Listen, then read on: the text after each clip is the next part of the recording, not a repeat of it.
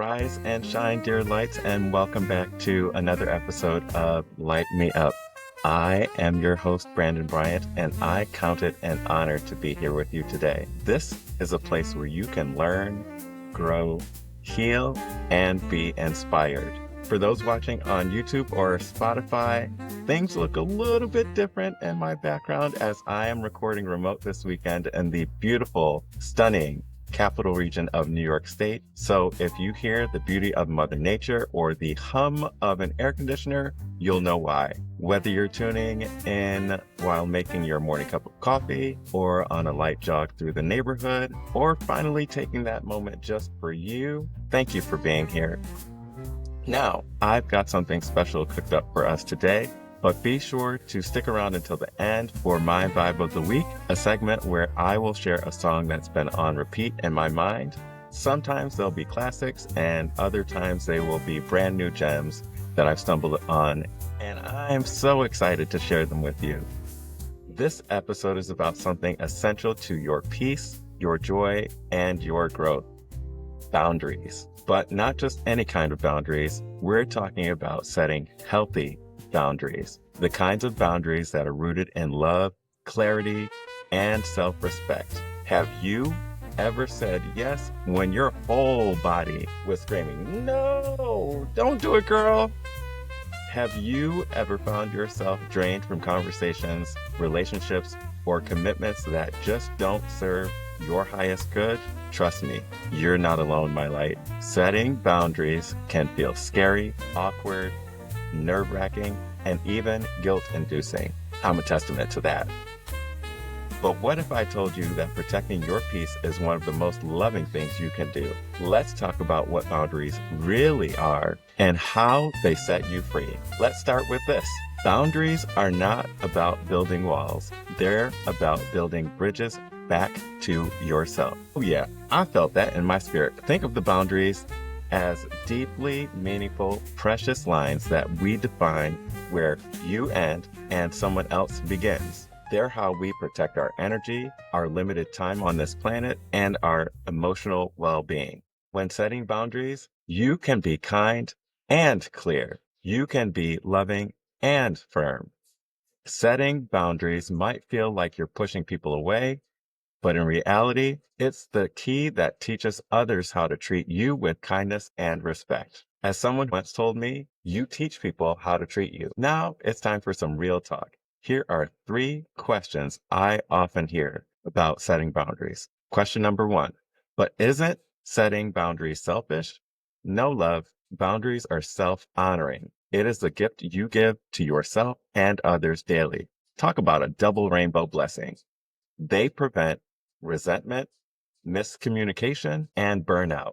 When you protect your peace, you show up more fully for yourself and others. It allows you to have more in the tank in the long run.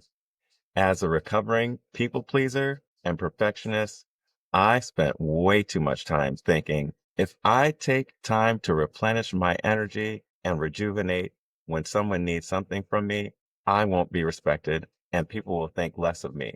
Honestly, I have to tell you, it was a deep craving to be liked or needed by others. It was a kind of addiction, actually, and I fed off of that need to be needed and would forsake what I needed as a result. So we have to check our motivations, folks.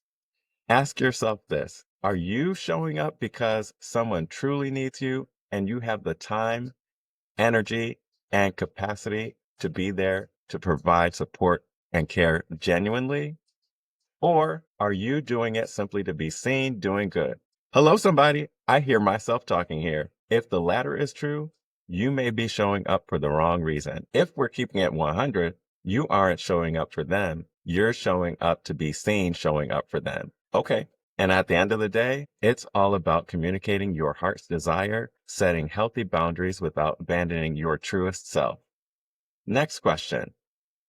What if I lose people by setting boundaries? Sometimes when you start prioritizing your needs, your wants, and your desires, people who benefited from your lack of established boundaries may fall away. And that's just a reality that we're going to have to come to terms with. It could happen, but it's okay. If they are not willing to let you take care of yourself, are they really people you want to be holding on to the most vulnerable parts of yourself, your spirit, your time, and your heart? Let what's meant to be stay, and what isn't, let it go. Your victory is in the respect you give yourself first and foremost. You deserve that completely and fully. Take it from me. Take the winner circle and bask in this celebration of yourself. What an honor that is, right? And last question. How do I even begin to start setting boundaries? I say start small. Build up that muscle memory. Practice saying, thank you so much. I'm just not available right now. Or let me get back to you and actually get back to them. And while we're at it, if there are boundaries you need to set with yourself, do it today. Perhaps you have a vice that's getting in the way of creating the future you desire for yourself. You can cut back and moderate. Do one less of that thing you did before. It could be that one less cup of coffee or alcohol, or going to bed a little earlier than you did the night before. Remember, you are not required to explain your boundaries to everyone. Your peace doesn't need permission. So on to some common pitfalls and traps we face in this work and how you can avoid them. Over explaining.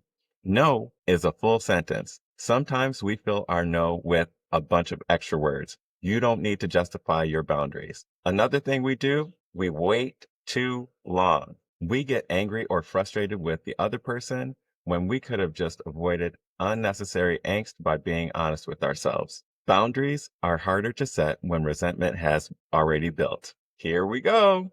Being unclear. Things like maybe, probably, perhaps, they're not serving you. Vague boundaries confuse others and they can lead to boundary pushing. Okay, you hear that? They can lead to boundary pushing. Don't let them do it.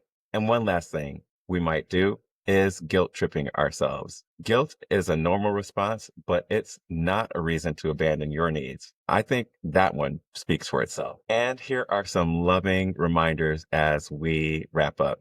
Boundaries are not a rejection of others. They are deep acceptance of yourself. You are worthy of safe spaces. You are worthy of energy that pours back into you. You are worthy of relationships that honor your needs. Protecting your peace isn't just okay, it's sacred.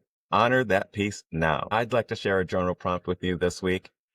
And it is, where in my life am I needing stronger boundaries? And what is one small boundary I can set this week that protects my peace? And my light, as you are writing in your journal this week, affirm this. My boundaries are a reflection of my love for myself. And because you stuck around so long, thank you for doing so. My vibe of the week, this too shall pass by OK Go. An anthem of resilience and perspective. It is a powerful reminder that emotional trauma, interpersonal tension, and guilt are temporary. This song is perfect for anyone navigating the tension of boundary setting and self-protection. This is Light Me Up.